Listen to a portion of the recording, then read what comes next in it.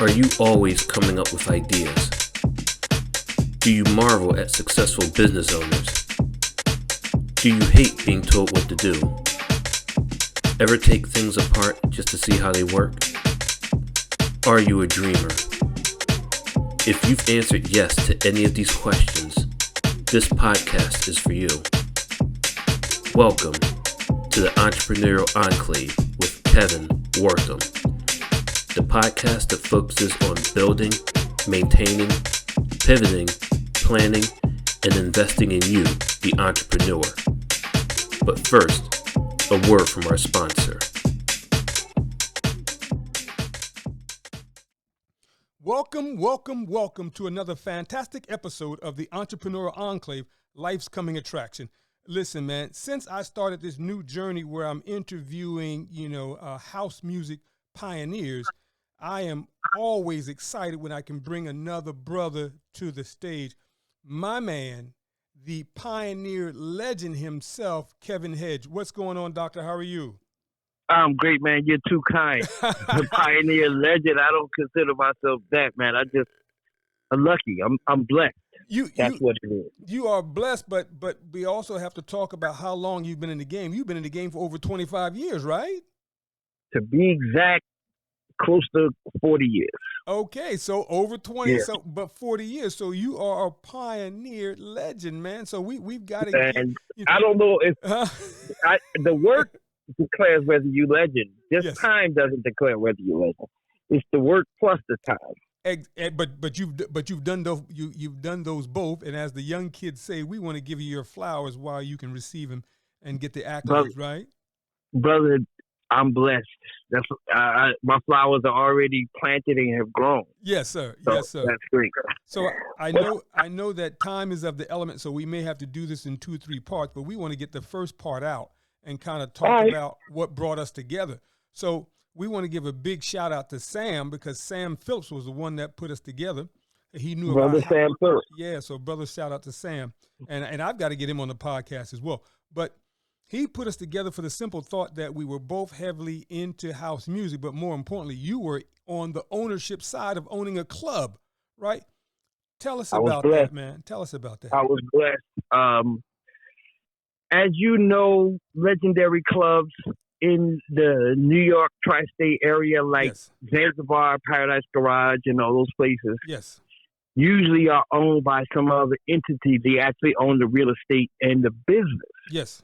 And one of my very good friends, like a big brother to me, Timmy Regisford, him and I talked, and he was getting the opportunity to play as a resident DJ in a nightclub. Yes. One of the things that we took note of is that when God, legend DJ Larry Levan, when he passed away, didn't have anything to leave for his legacy, meaning that he passed away and he almost didn't have enough money to even pay for the funeral. Wow. So what that says to Timmy and myself as artists that love this thing is that not only do we be great or try to be great at the art and have a passion for it, we need to have some form of financial equity. Yes. And the best way to have equity in anything is to have ownership. Absolutely. So in the plan to get Timmy an opportunity to be a resident DJ in New York City, we set out on the plan to try to find a way to put us in the ownership position of a nightclub. And that's how Shelter was born. Love it, man. Love it. So who were your partners in Shelter, the other owners? Originally, obviously Tim, because he was the main artist. And there was a gentleman by the name of Charles Benanti, who was, as you would say, he was the financial end and the business end. He understood the technicalities of real estate and city law to get us through the red tape and the paperwork to get us to the point where we could legitimately control the proper paperwork to operate a nightclub, like the licenses and things that go along with it. ABC licenses, which is American Beverage, that deals with liquor licenses, and then also what they call the cabaret licenses. Cabaret licenses allow for a building to allow for dancing. Yes. And meeting space and social gatherings. Got you. So in order to acquire a nightclub venue, you have to, if you're going to do liquor, you have to acquire a liquor license from the ABC, and then you have to acquire a cabaret license, which allow you to have a social gathering place. Got you. And you know what's so funny? When we were prepping for this interview, and you had mentioned that you were the co-owner of the shelter, I think I tagged you on Facebook. There's a house music song called "Welcome to the Shelter." Yeah, that was around. That's like 1990, 91. Yeah, I know. And I love that song. I said, so let me tag Kevin in this song. Well, a great artist. He's also an icon and legend of house music, Kerry Chandler. Yes. That was one of his first productions. Wow. He was inspired by a night of being in the shelter. That's what made him free. I love it. Now I'm going to mess this up, and surely you're going to clear this up for me. Now, were you partners with Josh Milan in the shelter, or you were partners with him on another venture? Well, Josh, first of all, you need to know, was like a brother to me, like family brother. Like anything that I was involved in, I thought of Josh as 50% of my involvement. Understood. Yes. So, was he on paper with me? Yes. No. Gotcha. However, if I was there, Josh had just as much equity stake as I had. Got you. And that's on the intellectual side and on the income side. Maybe not on the how can I say it, the relationship with being responsibility was all me. Yeah. But as you create responsibility, you can create equity and income. And on the income side and the equity side, I did include Josh. Got you. Just because of our partnership. Now, what were some of the challenges that you had to overcome being a minority in that space of owning a club, a nightclub? Well, the main challenge, whether you're minority or not, is getting the education to understand how these cabaret laws work and these liquor licenses work. Gotcha. That's number one. Then you have to have some sort of study in real estate and how to manage, how can I say this, lease options and all those kind of things. So it's those things that go into it to get the education. Again, a lot of times when you work in the industry of entertainment, people don't think of education, but you need that education to be able to navigate the land of entertainment. And we were surely in the service business. Nightclubs are a service business. Yes. And we were in a hospitality business, which is service business. However, we were entertainment entity within nightlife. That's the name of the business, nightlife business. Yes. And that's the same thing as owning a casino or a symphony hall or a production theater. Yes. It falls under the same guidance as those things. Gotcha. And the first thing that you need to acquire is the knowledge. Got you. How you get that knowledge. There is no particular book that you go to read about how to acquire the knowledge. It's something that you have to walk the walk. You have to start off with the very first thing that you need anytime you need to navigate city, state laws. Yes. You need an attorney. Got you. And that attorney will hold your hand as you go through the paces of learning how to navigate the business. Got you. Now, and you need particularly you need an entertainment attorney that has worked in nightlife and real estate. They have to have a dual understanding of leases and nightlife, because some leases won't allow you to secure a liquor license or a cabaret license. Gotcha. So there's several different types of those licenses as it relates to the lease. This is why you need the knowledge of someone who's a professional at it. Got you. And that would be an attorney. Now, while you were owning the club, Were you also producing music at the same time, or they would? Of course, Okay. that's how we got to the ability to even get the resources Okay. to even be in the ownership seat of the club. We talk about Shelter was born out of relationship from me and Timmy Regisford. That relationship was how can I say it, formed because Josh and I were songwriters and producers. Timmy, he knew us as songwriters and producers first. Got you. Then through him hiring us to do work with him, we developed a personal relationship. Yes. And moreover than anything, we developed a trust. Yes. And as we trusted each other's ability, knowledge, skill, and we had trusted the person that we were involved with. Any type of business, when you go into business with anybody, it's definitely a marriage. You got to be able to live with each other. Very true. And very true. You have to allow yourself to be vulnerable. Yes. And in that, you need to develop that trust. With any kind of vulnerability, you need trust. Now, let me ask this question. Now, you've said a lot, and I thank you for sharing.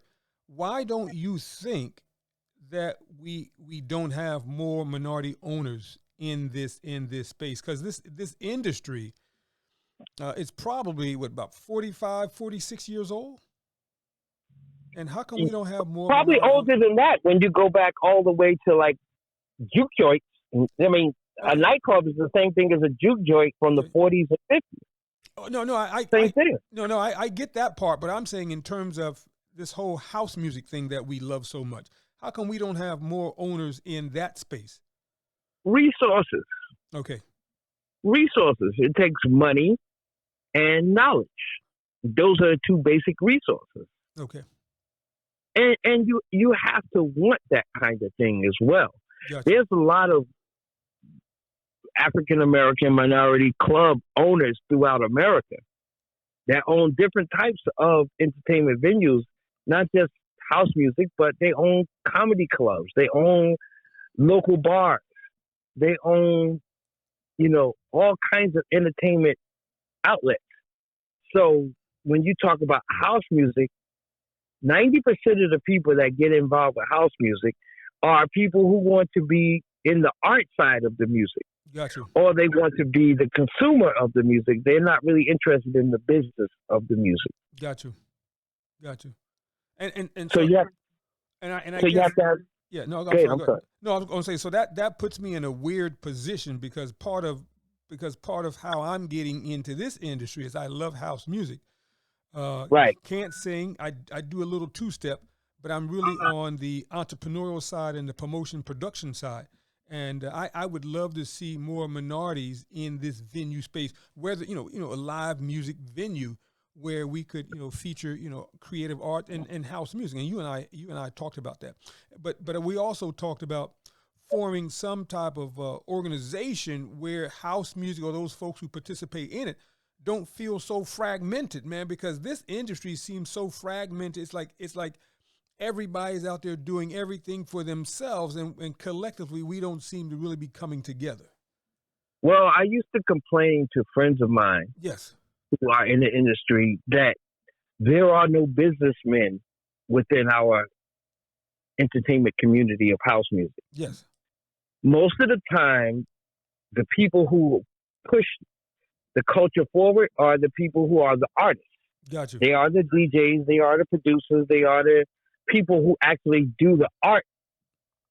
Now, on the other end, you had in the earlier parts of house music or disco music or anything coming up in America, you had men that was just interested in running the business part, being the label executive. Yes. Or the label, like Barry Gordy. I mean, he started out as an artist, but eventually he became absorbed as a businessman. Yes. He transformed from the art to the business. Yes. And when he got into the business, he wasn't in the studio like he was in the beginning. He yes. wasn't the artist that he was. Yes. So everything starts, your love usually and your attraction comes from being inspired by somebody else who already has been in the art of it, the art end of it. And then as you grow up and develop in that, like yourself, you may have loved business. So you are able to tie the two together. Yes. The art and the business. And that's really why you don't see a lot of us doing it, because most like guys today, they want to be DJs. Yeah. And they don't understand how to, or they don't have a desire to take on the responsibility of the business. See, there's a big responsibility in business. You know, my biggest relationship was with my employees. Yes. They come first. Absolutely. So there was many weeks that I never left with a check, but the employees left with a check. Yes. There are many weeks that I woke up in debt because you need to make sure the checks get taken care of. Absolutely. Absolutely. So most people don't want to go through that part. They, you know, most people, they want immediate gratification. So they don't want to think, well, I'm going to own a Mercedes in 20 years. They want to get the Mercedes today. Exactly. But, because they see it there. But that's what you and I are going to change, because I'm hoping through these conversations and us meeting, we can change this, because I really want to try to bring this together, because again, as we were prepping, I see so many DJs out here making so much money. I am concerned, what does it look like, 10 years from now? Because, again, this music is relatively old, and we've got some DJs out here that are 50, 60, 65 years of age. I think most of the DJs in house music are along that age line of over 40. Yeah. Because that's when the music was the most popular. Understood. And 30 years ago, it was the most popular. Yeah, and like you said early on, I am concerned about what does the industry look like? How do we support these DJs? Do they have 401ks? Do they have insurance? Usually they are artists, and that's all last for them. Yeah. Even for me, that was all last. Gotcha. When I was 17, 18, 19, 20, I got it. My first check was from, well, not my first check, but my largest check came from Motown. Yes. Back in 1989, they sent me a check for $767,000. Wow. You think that's the end of the world for you? You're gotcha. rich. Yeah. You're rich. Yeah. But we didn't have the relationships or the mentorship to teach us how to do what we needed to do with that money to secure the future. Gotcha.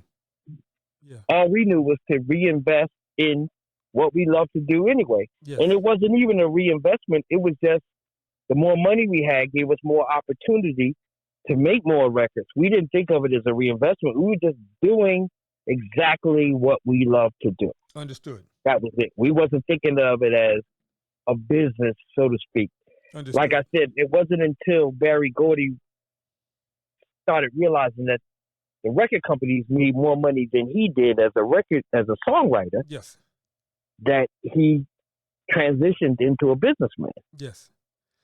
And the other thing, as to why I'm enjoying this conversation with you, is that I'm always like the nerdy kind of guy. Yeah, I hear the music, right? But I want to know the backstory. And I want the other folks that understand music, or this thing that we call house music, I want them to understand the backstory.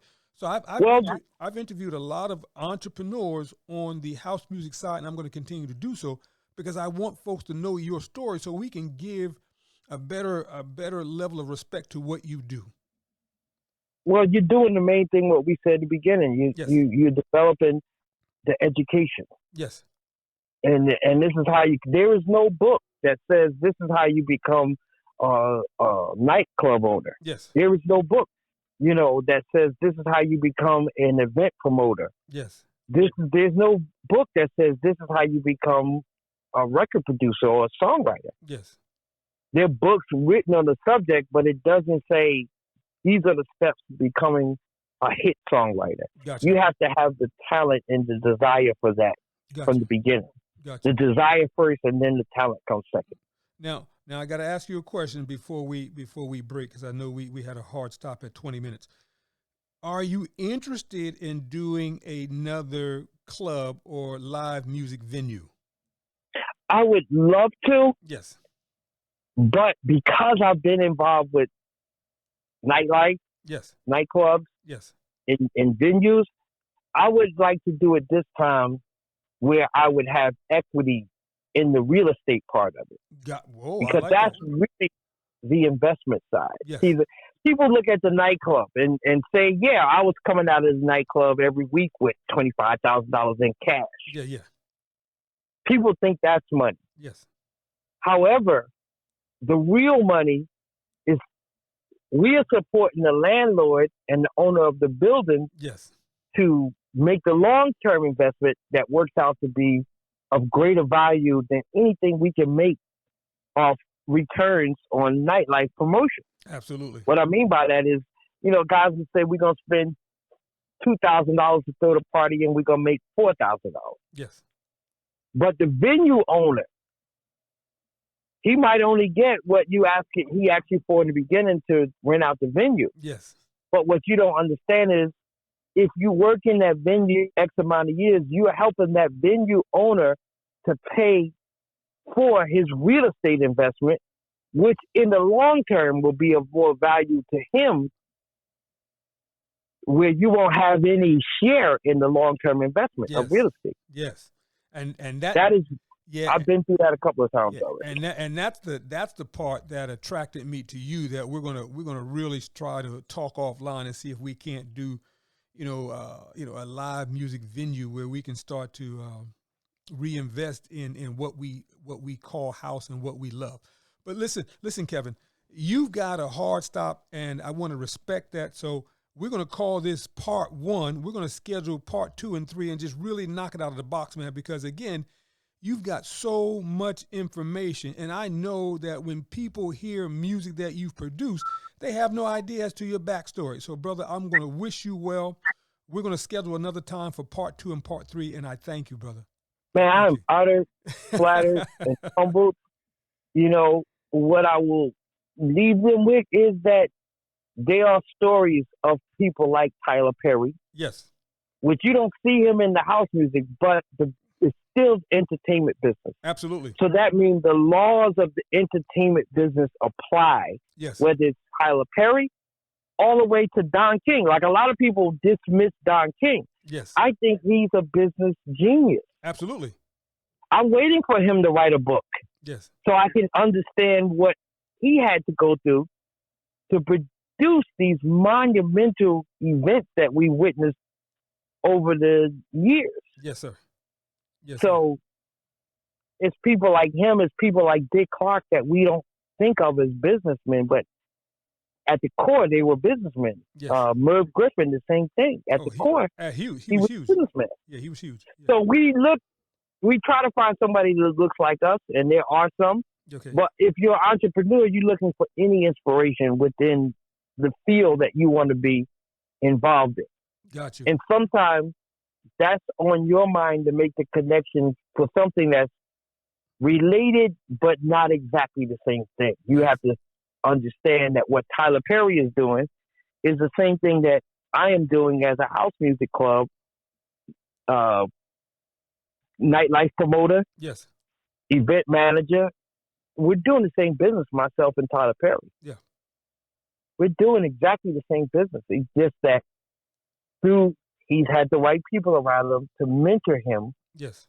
To bring him along the way to understanding this is how we set up the business. Yes. I mean, what he's doing in Atlanta right now is exactly the same thing. Yeah, it's phenomenal. Yeah. Yeah, he's got this business that he runs that is equity. Now, he owns the real estate. Yes. Which is the largest part of the investment. Yes. And all the work that he does on that real estate goes into financing the real estate. Yes. So when he makes movies and things in his studio, they help to pay for his investment in the real estate. Yes. The movies might last a year or two, 30, 40 years. Yes. But the real estate is forever. Absolutely. As long as you own it. Absolutely. As long as you own it. So maybe he might have paid, I don't know, he talks about it in his book, X amount of dollars for the property he acquired. But he knows by the time his son is a grown adult that property might increase threefold, if not more. if not more. Yes, exactly. I got you. So, even in being a songwriter producer, there's a part of real estate that they don't understand. It's called intellectual copyright. Yes, and they operate the same way as real estate operates.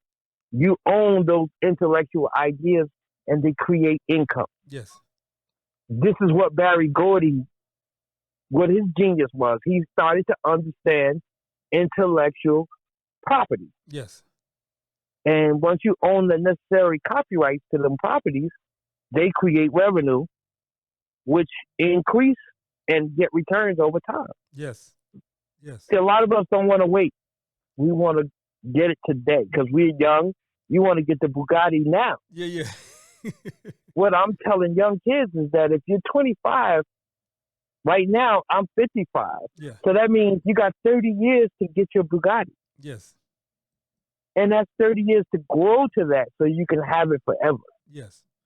Most people want it now because you see Lil Wayne and them, they got the Bugatti now. Yeah. But Jay-Z is a magic study of someone who's within our field, understanding ownership and copyright. Yes. And making investments that it ain't because of his music he's a billionaire. Mm-hmm. It's because his investments that makes him a billionaire. Mm-hmm. So we have, how can I say it, examples? Very true, yes. But it's up to us to follow up and study the example and relate it back to what we do. Gotcha. That's what you've done in your discussions with how you want to finance nightlife venue. You've taken the, how can I say it, the blueprint from other styles of investment and applying it to nightlife. Yes. And I hopefully, think that's a magic. That's why I'm on the phone with you now. And thank you, brother. And hopefully soon we're going to start to see some physical manifestation of all these conversations, man. We're working the plan. In God's time, man. Yes, sir. Yes, sir. I'm sorry, you can hear I'm at the school now, but no. That's why that's why we're going to do a hard stop, man. So Kevin, listen, man, I appreciate you. Thank you for time for part one, man. And we're going to man, I'm excited about part 2 and 3 and 4 and 5. Yes, sir. More than ever now, man. I really am. I think we have you helped me to explore my mind. Yes, sir.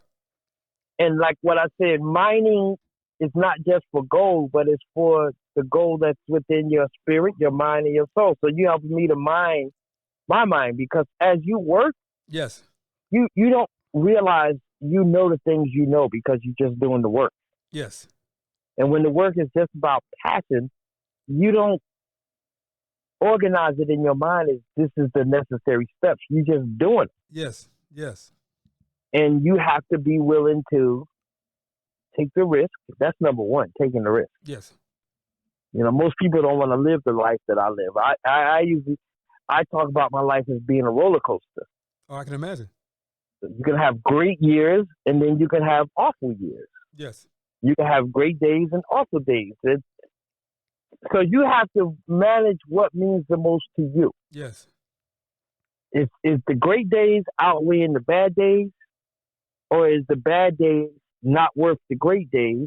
Yes. But then on the other side of things, what's most valuable to me is the freedom yes. that the great days allow me to have. It's more valuable to me than is my time, because time is the one thing that's the most valuable thing that we have. Very true, that you can't get back. Yes, sir. You cannot get the time back. Yes, so sir. While I'm sitting here waiting for my son, I'm able to do this because of the good days and the bad days. And I've had some really awful days. Yes, sir. And I've had some really great days. Yes, sir. It's up to me to figure out what's more valuable to me. Absolutely. Neither one of those are valuable to me. Only valuable to me because it relates back to what is truly the most valuable. Yes. And that's my time. Yes. The time I spend. You can get a job and go work for somebody, and they're going to give you $25, $30, $50 an hour for your time. Yes. Is that really what your life is worth? Yes. You have to decide this for yourself. Very true. Very true. A lot of DJs will say, well, Kev, you can go get $5,000 a gig, $10,000 a gig, and they'll say you only playing for 3 hours, and then that means that you're making $1,000. I'm not making $1,000 an hour. You have to quantify the 35 years it took me to be able to ask for that fee. Absolutely. That's the part they miss. The 35 years that it took me to be able to say, look, I'm worth this X amount of dollars. Yes. And this is what we need to teach our newer entrepreneurs coming up. Yes. And our newer artist entrepreneurs, because artists are entrepreneurs. Absolutely. When you're a songwriter, you create equity. Yes. And when you create these intellectual copyrights or these intellectual properties as a songwriter, now that means you have equity in something. Yes. How do you best exploit that equity? That's what I would like. When I was teaching at Bloomfield College, I was teaching the music business. Yes. That's the part I would teach, how to exploit those intellectual properties. Gotcha. Yes. Yes. Yes.